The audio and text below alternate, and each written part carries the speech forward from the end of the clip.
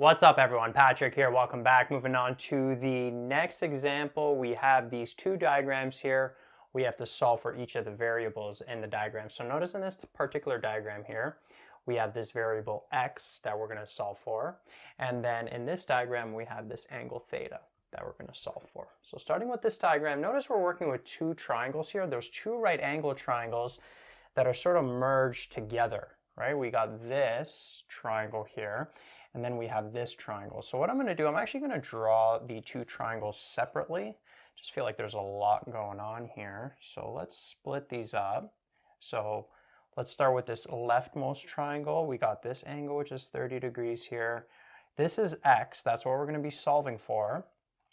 And then that's it. Let's also label the vertices. So we got A, B, and C.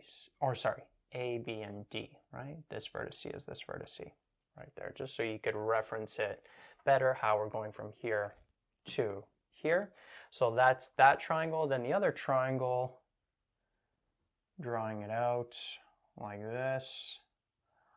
We got this 90 degrees. We got this 20 degrees here. This is A, this is C, and then this is D right there. And then we have this AC side. We're told that it is 10 units, so let's label that right there. Okay, so the question is, how can we use all of this to solve for this side x? Notice that in this triangle, we don't have enough information to solve for this side x because we're only given this angle here, but we need another side in order to solve for this x. But notice that this side AD right here is the same as this side AD. This side is common in both triangles. You can see that over here as well. And in this triangle, we have enough information to solve for this side AD because we have an angle right there, and we also have the hypotenuse of that triangle, right? Notice that the hypotenuse is always opposite to the 90 degrees, like that. Let's solve for this side. Let's call it y here, just so we could use one letter as a variable. And to this 20 degrees, notice that this y value, or this y side, is the adjacent side. So what trig ratio uses the adjacent and the hypotenuse? The cos ratio. So we can go cos of 20 is equal to the adjacent side, which is y, over the hypotenuse, which is 10. And so put this over 1, cross multiply, so the y would be 10 times cos of 20, which would basically be 9.4 approximately, if you round it to 1 decimal place. So this is 9.4, that's the length of AD, which means this is going to be 9.4 right there as well in this triangle. And now we could use this triangle to solve for that variable we're looking for that x value. So what would happen here? Notice that if we're dealing with this 30 degrees, what are these sides here? Well, opposite to the 90 degrees, I like to always label the hypotenuse first. And then attached to the 30 degrees is the, that's the adjacent side, right? This is adjacent to the 30. This is the opposite. And we're just going to be dealing with the opposite side and the adjacent. Which ratio uses that? The tan ratio. So we go tan of 30 is equal to the opposite, which in this case is 9.4, over the adjacent side, which is what we're solving for, the x value. Cross multiply. 1 times 9.4 is that. Then we'll have x times tan of 30. Divide both sides by tan of 30 in order to get that x value by itself. When you do that, you'd get approximately 16.3. So that ends up being the solution for that first part. For part A, this x value ends up being 16.3. Okay, so that's it for part A. Now in part B, what's happening? Again, we're dealing with two triangles here. We got a right angle triangle here.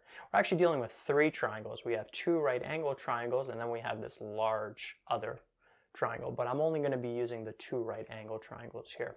So what I could do is draw these out separately. So we would have what? 62 degrees here. This would be 9. And then notice that this side here is common in both triangles. So we can label it as h. We'll label it as the height. And then if we draw this other triangle, well, that's h. We're solving for theta, and then we got this as 18, right? Which is the hypotenuse, which is opposite to the 90-degree angle right there. And so notice we don't have enough information right now to solve for the theta, but we do have enough information in this triangle to solve for the h. So if we can get the h value there, we could plug that h value here, and then we have two sides of a triangle, we can solve for that angle theta. And so notice that if we're referencing the 62 degrees, well, opposite to the 90 degrees, this is the hypotenuse, right? So all that's left to label is the opposite and the adjacent side. Well, if we're referencing the 62 degrees, this here is the adjacent side. This here, this h value is the opposite side. I should have maybe used a different letter so you're not getting confused with like h and hypotenuse. I was just thinking that this is the height of the triangle. We could call it, let's say, y, like that.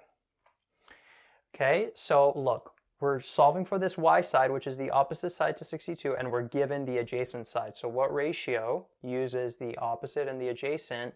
The tan ratio. So let me actually erase all this work here just to give myself some room to do part B.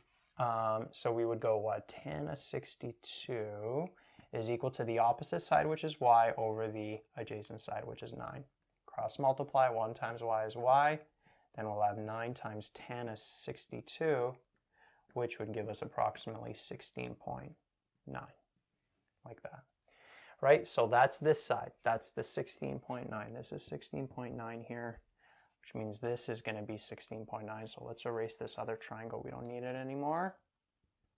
And now we're solving for that theta. Well, we know we're dealing with the hypotenuse. Opposite to this angle is the 16.9. So this is the opposite side, since we're dealing with this as the reference angle. This would be the adjacent side, but we're not using it in this particular case. So what ratio uses opposite hypotenuse?